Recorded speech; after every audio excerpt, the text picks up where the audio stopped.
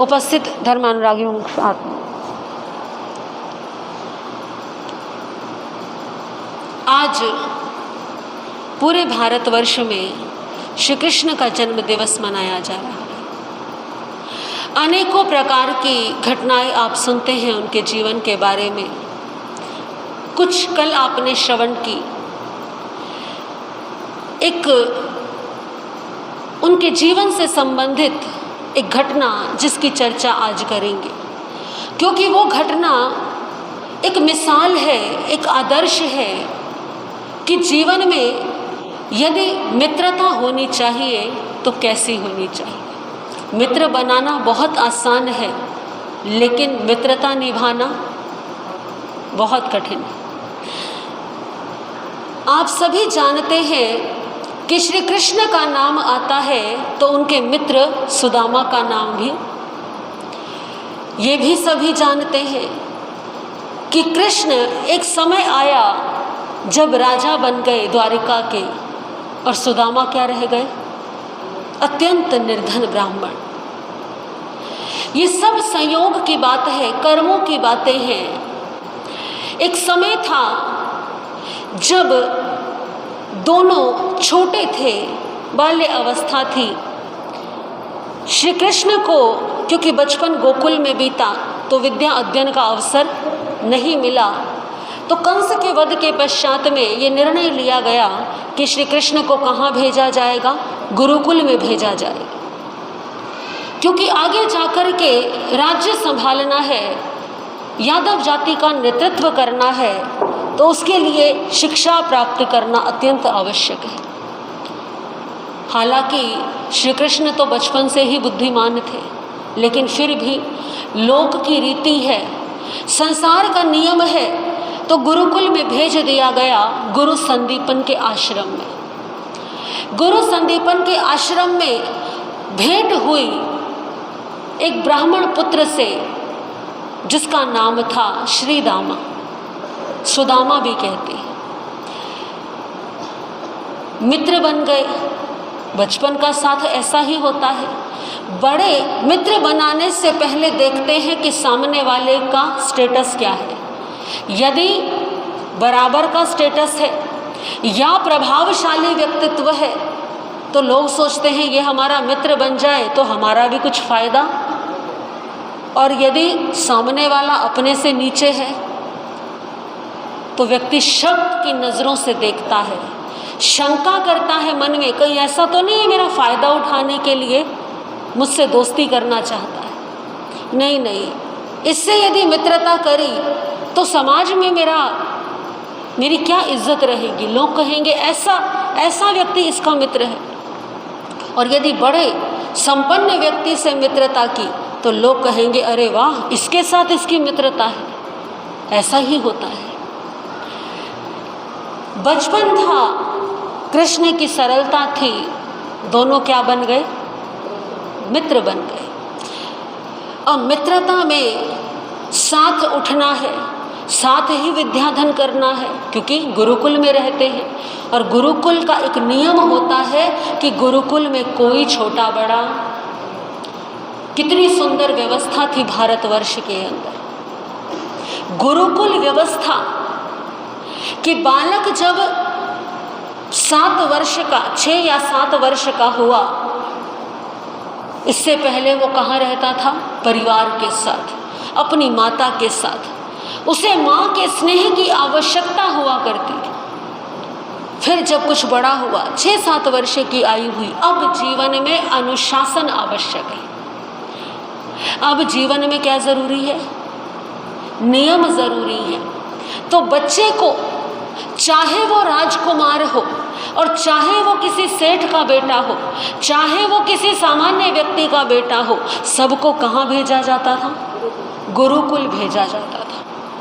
और जितने समय शिक्षा चलेगी उतने समय कहाँ रहना है? गुरुकुल में ही रहना है, परिवार के पास वापस। तो माता पिता परिवार का मोह त्याग करके बच्चा कहाँ रहता था? गुरु के सानिध्य में। और जो गुरुकुल व्यवस्था थी ना, वो इतनी सुंदर व्यवस्था थी कि आप सोचिए, एक बालक जो 6-7 वर्ष की आयु में, भले ही वो राजपुत्र है, वो कहाँ पहुँच गया? गुरुकुल में पहुँच गया। वहाँ वो उन बच्चों के साथ रहता है जो उसके समान स्टेटस के नहीं है। इसका अर्थ क्या है? वो राजकुमार सबसे मिलजुल करके रहना सीखता है। अभिमान छूटता है, नहीं तो मन में क्या आएगा कि मैं तो क्या हूँ? राजा का बेटा हूँ। पर गुरुकुल में सब बराबर है। यदि किसी सामान्य बालक को भिक्षा लेने जाना है तो राजपुत्र को भी भिक्षा लेने जाना है। ये व्यवस्था कि गुरुकुल में सारे काम स्वयं करने हैं। गुरुकुल की सफाई की जिम्मेदारी किसकी होती थी? जो गुरुकुल में बच्चे पढ़ते थे। गुरुकुल में रहने वाले बच्चे अपने भोजन की व्यवस्था के लिए स्वयं जाते थे भिक्षा लेने के लिए। ये सफाई करना, ये सारे काम स्वयं करना, ये अभिमान को तोड़ने की प्रक्रिया थी। भिक्षा लेने जाना ताकि राजपुत्र को जब वो राजा बने तब भी उसे ये ज्ञान रहे कि भोजन का क्या महत्व है, जीवन की समस्याएं क्या होती हैं, भूखा रहना क्या होता है जब पकवान ना मिले। प्रत्येक परिस्थिति के लिए, जीवन की प्रत्येक चुनौती के लिए उस गुरुकुल में तैयारी कराई जाती थी। केवल ऐसा नहीं कि शिक्षा दी जाती थी। जीवन से लड़ना कैसे है क्योंकि जो राजा बनेगा, यदि उसने कभी भूखा रहना नहीं सीखा, यदि कभी उसने बेस्वाद खाना नहीं खाया, तो उसे क्या मालूम कि एक निर्धन व्यक्ति कैसे जीवन यापन करता है। जिस बच्चे ने प्रारंभ से ही भूख लगते ही पकवान सामने आ जाए, उसे भला क्या अनुभव होगा कि भोजन की क्या कीमत है। एक भावी राजा को मन से और तन से दोनों तरह से सक्षम बनाया जाता था गुरुकुल के अंदर। तो गुरुकुल में सब बराबर है, कृष्ण भी और सुदामा भी, और दोनों को कहाँ जाना पड़ता है? भिक्षा लेने के लिए जाना पड़ता है। सारे काम भी करने पड़ते हैं और मुस्कुराते हुए काम करते हैं कृष्ण। एक दिन की बात, गुरु संदीपन की धर्मपत्नी गुरु माता, उन्होंने आदेश दिया दोनों को, कृष्ण और सुदामा को, कि जाओ और जंगल से लकड़ियां लेकर के आ जाओ। ठीक है, दोनों तैयार हो गए, एक दूसरे का साथ है। गुरु माता ने देखा बच्चे हैं, दोनों बालक हैं, जंगल में जाएंगे, देर हो जाएगी, क्या दूँ इनको कि इनका अगर इन्हें भूख लगे तो क्या हो जाए, कुछ खा ले। माँ का दिल होता है, गुरु माँ भी माँ ही होती है। तो गुरु माता ने देखा, उस समय तक कुछ तैयार नहीं था। एक तरफ एक पोटली में चने पड़े हुए थे। सोचा गुरु माता ने कहीं से आए होंगे भिक्षा में, ये रह गए होंगे, और गुरु माता ने क्या किया, पकड़ा दिए कि दोनों को जब भूख लगे तो दोनों खा लेना। चले गए दोनों, जंगल में पहुँचे, लकड़ियाँ एकत्रित करने लगे। संयोग कुछ ऐसा बना कि अचानक से काले काले बादल छा गए और जोरों की बारिश होने लगी। अब दोनों के दोनों एक पेड़ के नीचे, कि जब बारिश कुछ रुक जाए तो क्या करें, चले यहाँ से। बारिश होती रही, घंटे बीतते रहे। अब बारिश तो इतनी तेज़ है, पता नहीं है कब रुके। अब दोनों को बहुत समय हो गया आए हुए, और अब क्या है, भूख भी लगने लगी। तो क्या किया जाए? सुदामा ने कहा, चिंता मत कर, गुरु माता ने चने दिए थे, वो चने मेरे पास हैं, एक काम करते हैं, दोनों मिल बांट करके खा लेते हैं। चने वो निकाली गांठ से पोटली, कपड़े में बंधी हुई, उसको खोला। सुदामा के हाथ में है वो, कुछ लगा सुदामा को और ना जाने क्या सूझी कि सुदामा ने जल्दी जल्दी करके सारे चने खा लिए।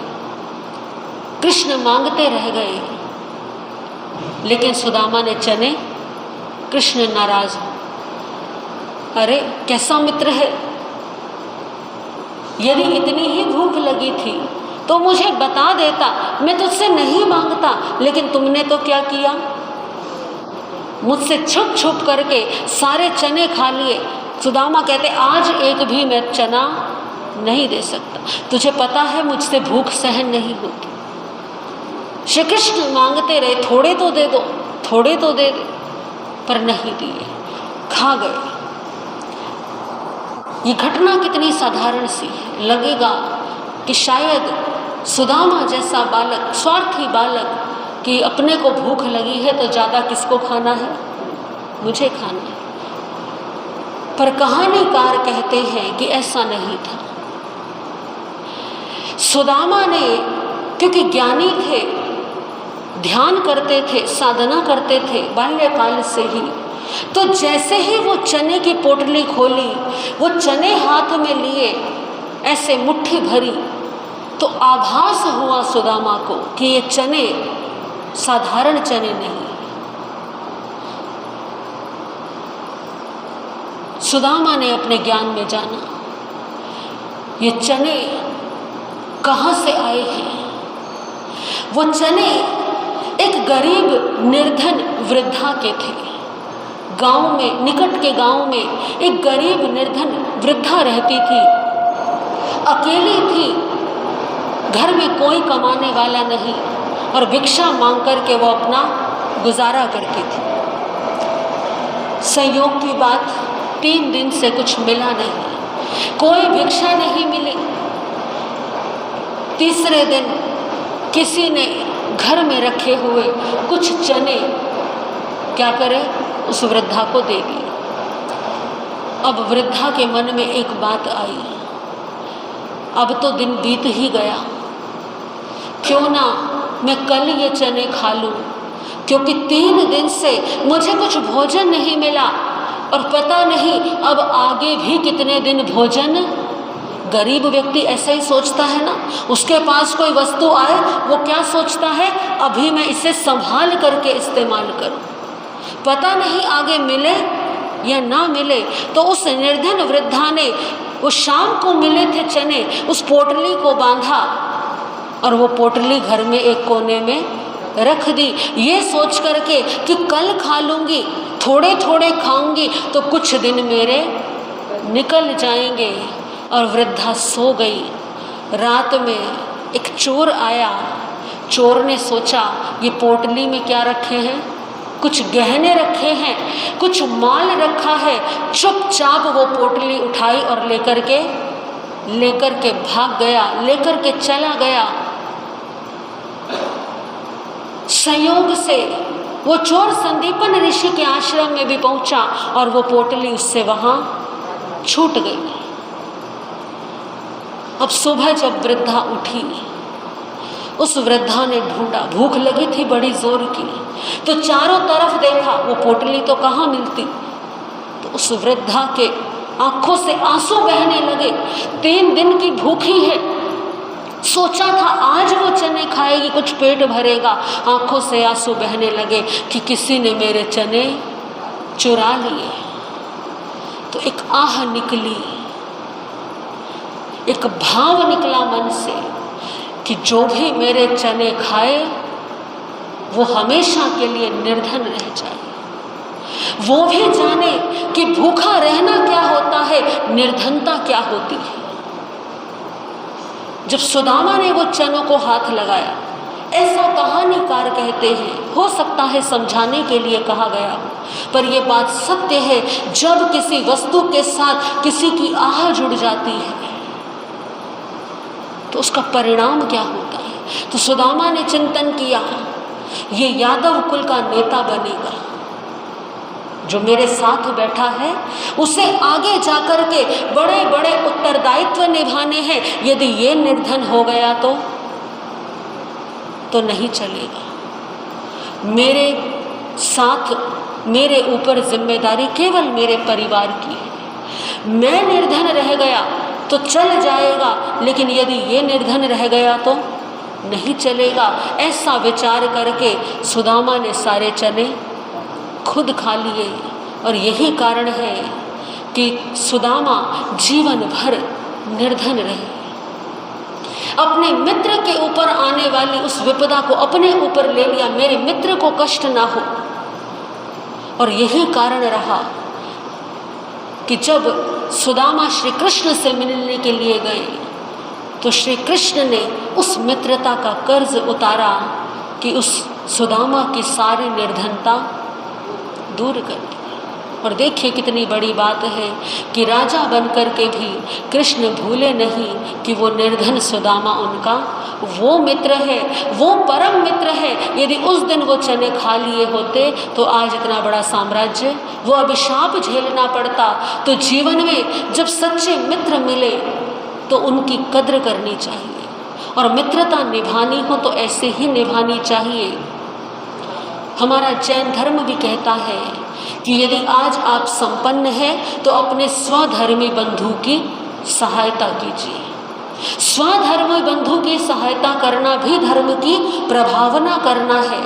आप चिंतन कीजिएगा कि आज तक आपने अपने जीवन में कितने स्वधर्मी बंधुओं की सहयोग किया है, सहायता की है। कितने आपके ऐसे मित्र हैं जिनसे आपकी मित्रता बहुत अच्छी थी बचपन के अंदर, परंतु आज आप जानते भी नहीं कि वो कहाँ है, या आज उनकी स्थिति आपसे नीचे है तो आपकी मित्रता में दूरियां आ गई हैं। तो कृष्ण का जीवन एक बड़ा उदाहरण है इस मामले में कि मित्रता निभाए तो अमीर और गरीब का भेद नहीं देखा जाता, और मित्रता निभाए तो सुख और दुख का अंतर भी नहीं देखा जाता। आज की चर्चा यहीं तक है।